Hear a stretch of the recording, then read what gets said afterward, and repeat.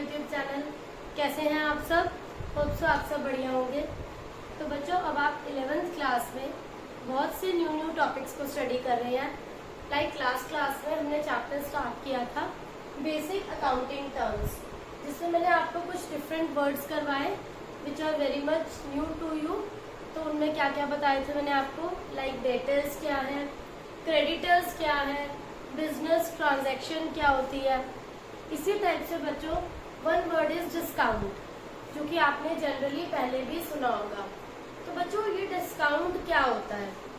आपने ये देखा होगा कि लाइक जब भी हम कोई भी कमोडिटी परचेज करते हैं ऑफ सीजन में, जब उस कमोडिटी का सीजन नहीं है, फॉर एग्जाम्पल अगर फेब से मार्च में कोई सेल लग रही है विंटर प्रोडक्ट्स पे, वुलन प्रोडक्ट्स पे, तो उन्हें हमें जो वो अवेलेबल होते हैं वो एक बहुत अच्छे डिस्काउंट पे होते हैं। शॉपकीपर्स उन वुलन गारमेंट्स पे सेल लगा देते हैं। आप लोगों को यही नॉलेज में होगा कि डिस्काउंट इज द अमाउंट जो एमआरपी से लेस होता है। ठीक है, अकाउंटिंग लैंग्वेज में 2 टाइप्स हैं डिस्काउंट के। मैं वन बाय वन आपको एक्सप्लेन करती हूँ कि डिस्काउंट कैसे कैसे होते हैं। डिस्काउंट 2 टाइप्स हैं बच्चों डिस्काउंट के। One is trade discount, another is cash discount. तो कैश डिस्काउंट कैसा डिस्काउंट है एंड ट्रेड डिस्काउंट किस टाइप का डिस्काउंट है? ये वो टर्म्स है बच्चों जो रिपीटेटिवली डिफरेंट चैप्टर्स में आती हैं। आपको पता होने चाहिए इनके मीनिंग्स क्या है। ट्रेड डिस्काउंट क्या है बच्चों?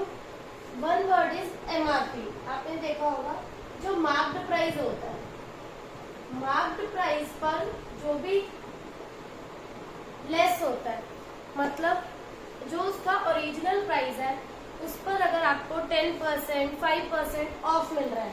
सपोज एक प्रोडक्ट है वो 1000 का है एंड अगर आपको कोई बोल रहा है उस पर 2% ऑफ है। 2% ऑफ मतलब 20 रुपीज ऑफ, 980 का मिल रहा है। या 10% ऑफ क्या होगा 1000 का? 100 रुपीज। वो 900 का प्रोडक्ट मिल रहा है। तो ये जो अमाउंट लेस हुआ एमआरपी में, मार्क्ड प्राइस में जो लेस होके आपको मिला, this is sale price and this is trade discount. जो मार्क्ड प्राइस पर लेस होकर आपको मिल रहा है, this is the sale price and this is the trade discount. Then what about the cash discount? Cash discount क्या होता है बच्चों? While you are making payment, जब कस्टमर पेमेंट कर रहा है किसको? सेलर को, and seller is giving some discount. Customer is making payment to seller. Customer दे रहा है 900 टू सेलर एंड सेलर ने उस एमआरपी पे जो लेस कर दिया उसे, जो 20 रुपीज लेस करे, that is the trade discount. 20 या 100 जो भी है, 2% या 10% के according trade discount is given by seller to customer. जो एमआरपी पे लेस करा था वो था ट्रेड डिस्काउंट। ठीक है, अब अगर हम 1000 पे 10% का केस ले कि 1000 वॉज एमआरपी और ट्रेड डिस्काउंट था 10%, जो सेलर ने कस्टमर को दिया वो उससे मिला 900 का। अब कस्टमर कह रहा है कि आप इस पे मुझे कुछ, मैं आपको प्रॉम्प्ट पेमेंट, इमीडिएट पेमेंट कर रहा हूँ, तो सर आप उससे 850 ले लीजिए। तो अगर सेलर उसे 850 में दे रहा है वो product, again 50 rupees is cash discount.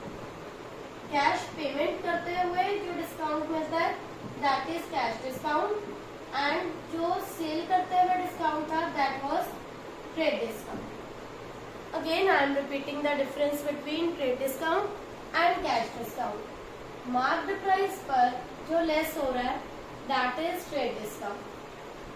Suppose 1000 का प्रोडक्ट है, अब 10% डिस्काउंट दे रहे हैं सेलर कस्टमर को, वो प्रोडक्ट 900 का दे रहा है एंड कस्टमर कह रहा है कि आप इसमें मुझे कुछ लेस कर दो, मैं आपको इमीडिएट पेमेंट कर रहा हूँ। 50 रुपीज अगर वो लेस पे करता है कस्टमर सेलर को, तो जो 50 रुपीज है और लेस कर दिया उसने, तो वो क्या है? Cash discount given by seller to customer because he is making prompt payment. Because seller ये भी सोच सकता है कि अगर मैं ये डिस्काउंट इसे नहीं देता और ये मुझे बाद में पता नहीं कब पे करेगा, तो वो यहाँ पर कस्टमर उसके लिए बन जाएगा debtor.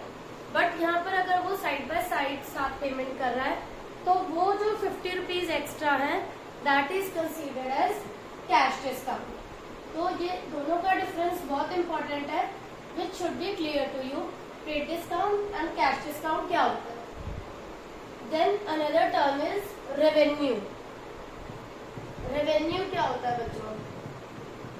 Revenue is the income generated by the seller from selling of a commodity, जिसको आप सेल प्राइस बोलते हैं।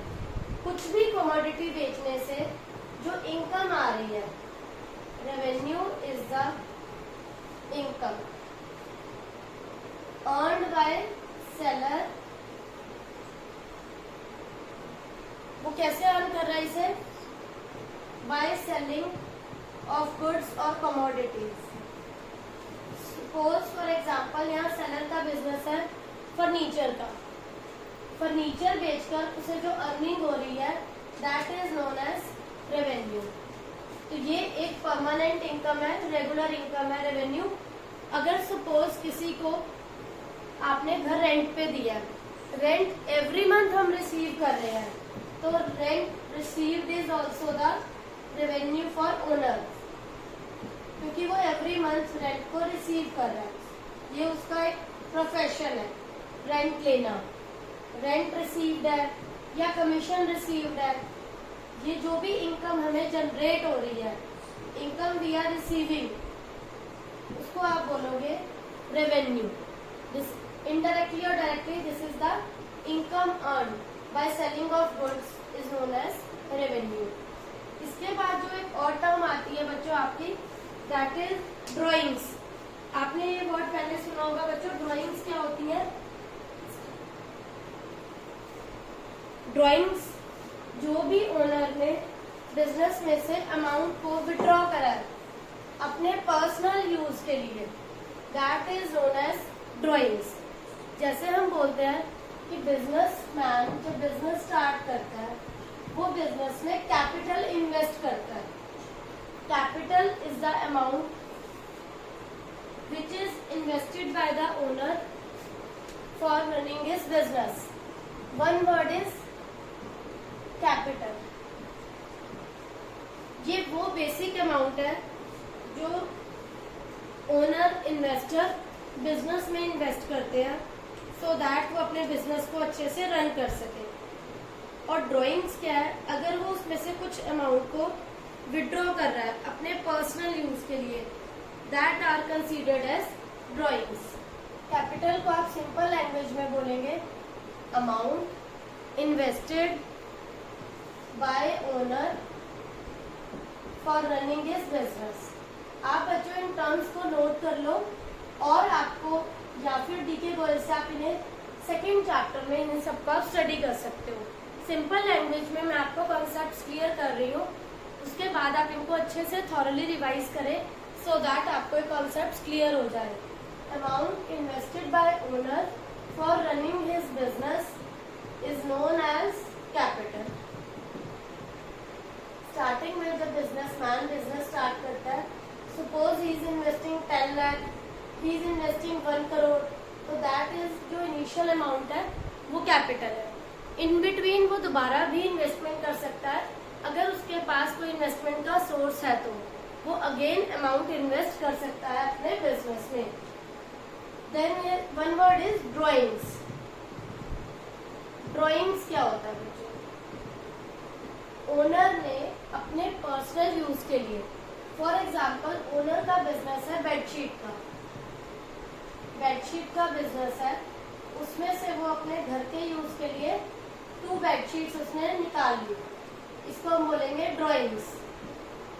अमाउंट और गुड्स विदड्रॉन, अमाउंट और goods withdrawn bye owner for personal use, for personal use, अपने पर्सनल यूज के लिए अगर वो बिजनेस से कुछ निकाल रहा है उसे आप नेम दोगे बच्चों ड्राइंग्स। फाइन, तो ये टर्म्स क्लियर हुई आपको। trade discount, revenue, cash discount, drawings, capital.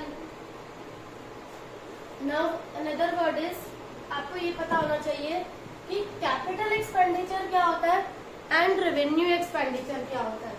There are two types of expenditure in business. One is capital expenditure, another is revenue expenditure. Capital expenditure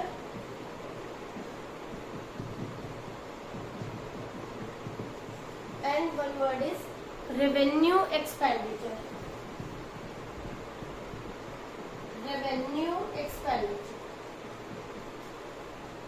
Students, I am explaining you all those terms which are repetitively used in all the chapters so that आप जब different chapters study करें आप इस problem को face ना करें कि जो भी ये terms आ रही हैं you are not aware with these terms. आपको इन सबके मीनिंग्स एग्जैक्टली क्लियर होने चाहिए.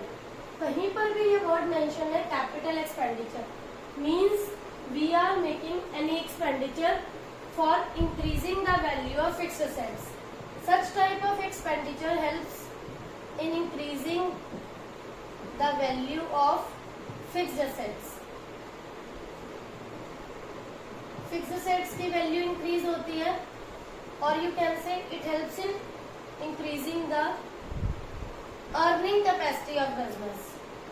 Increasing in earning capacity. अगर आप बिजनेस से कैपिटल एक्सपेंडिचर करेंगे, असेट्स लाएंगे, उससे बिजनेस की क्या इंक्रीज हो रही है. लैंड लेते हैं, प्लांट लेते हैं, मशीनरी लेते हैं, बिजनेस की अर्निंग कैपेसिटी इंक्रीज होती है.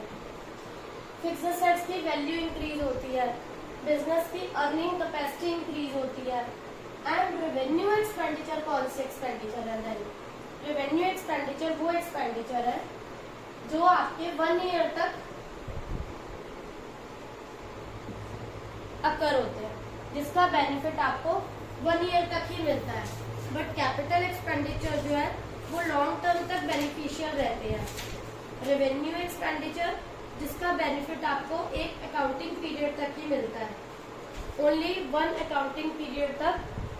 1 अकाउंटिंग पीरियड का मतलब 1 अप्रैल टू 31 मार्च तक तो आपको उसका बेनिफिट मिलता है. We are having benefit of such expenditure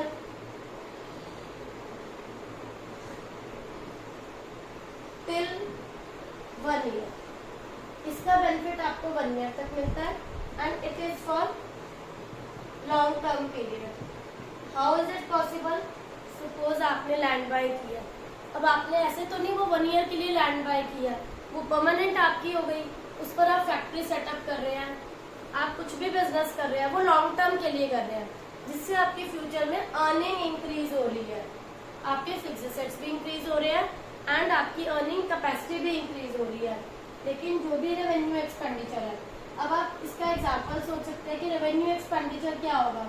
यहाँ पर आपने गुड सेल करे एंड आपने यहाँ पर क्या करा, उसके अकॉर्डिंग फैक्ट्री अपनी नहीं है, आपने रेंट पे करा है. तो यहाँ पर जो आपने रेंट पे करा है, आपने फैक्ट्री हायर करी है, rent is for 1 year agreement होता है. तो आप जो भी गुड्स का जो भी आप मैन्युफैक्चरिंग कर रहे हैं, आप अकॉर्डिंगली साथ साथ रेंट पे कर रहे हैं ईच एंड एवरी मंथ. तो रेंट एग्रीमेंट 1 ईयर का ही होता है. तो अगर मैं रेंट पे कर रही हूँ ईच एंड एवरी मंथ, उसका बेनिफिट मुझे 1 ईयर तक ही मिल रहा है. अगर वो रेंट एग्रीमेंट एक्सटेंड होगा तो मैं नेक्स्ट ईयर भी वही मैन्युफैक्चरिंग करूंगी एंड अगेन रेंट पे करूंगी. कैपिटल एक्सपेंडिचर में वो सेट आपका हो गया, आपने लैंड बाय करी है या प्लांट एंड मशीनरी ली है, वो उससे आपकी क्या अर्निंग भी इंक्रीज हो रही है उस मशीनरी को यूज करके और आपके फिक्स एसेट्स भी इंक्रीज हो रहे हैं. तो ये टॉपिक्स के बाद बच्चों एक और न्यू टॉपिक आएगा, एक और न्यू वर्ड आएगा जो आपने पहले कभी नहीं सुना. That word is bill receivable and bills payable. Bill receivable and bills payable are the words which are entirely new for you. आपने ये वर्ड्स कभी नहीं सुने हैं पहले. क्या होता है बच्चों, जनरली आपके पास अगर फंड्स की शॉर्टेज हो जाती है, आपके बिजनेस में इतने फंड्स नहीं है एंड आपने कुछ सेल करे हैं, suppose bills receivable another word is bills payable. One party is debtor, मैंने आपको बताया था लास्ट क्लास में, द पर्सन जिसे हम उधार पे बेचते हैं वो डेटर होता है, एंड जिससे हम उधार पे खरीदते हैं वो क्रेडिटर होता है। तो debtor and creditor. Suppose seller ने गुड सेल करे and a person, customer is saying उसके पास कैश नहीं है, फंड्स नहीं है, कस्टमर इज लैकिंग फंड्स। उस केस में सेलर क्या करता है, कस्टमर को एक बिल बनाकर देता है और पूछता है कि वो उस बिल की, उस अमाउंट की, सपोज 50,000 रुपीज का बिल है, कब पे करेगा। सपोज कस्टमर ने बोला he can pay after 3 months, तो इस बिल पर सेलर लिखेगा कस्टमर की साइड से एक बिल बनाया, आई विल पे ₹50,000, जो भी डेट डिसाइड होगी, ऑन 2nd of सपोज सितंबर के बिल है 2024। यहाँ पर दोनों पार्टीज के साइन होंगे, स्टैंप लगेगी। दोनों पार्टीज कौन है, seller and buyer. One is seller, one is customer, और यू कैन से बायर। तो this bill, this note is receivable. तो यहाँ पर दो पार्टीज इन्वॉल्व है।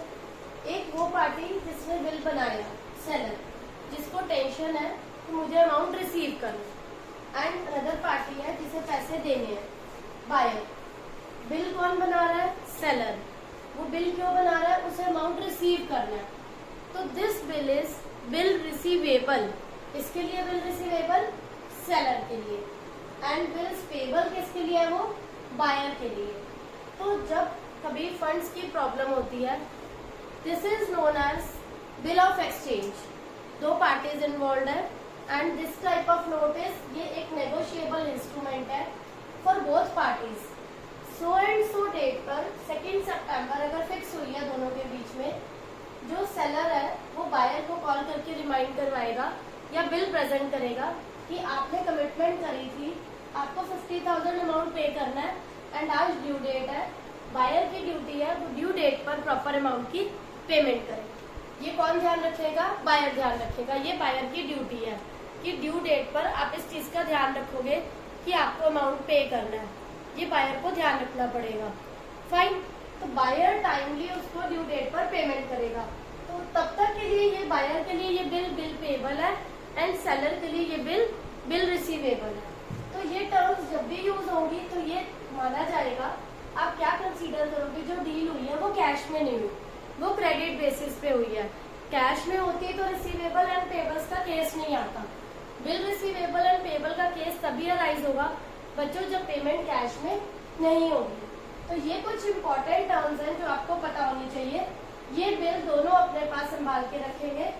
जब वो पेमेंट कर देगा बायर, ये बिल रिसीवेबल जो सेलर है वो उसको वहीं पर इस बिल को खत्म कर देगा, so that in future seller उस बिल को दोबारा से प्रेजेंट नहीं करे बायर के सामने।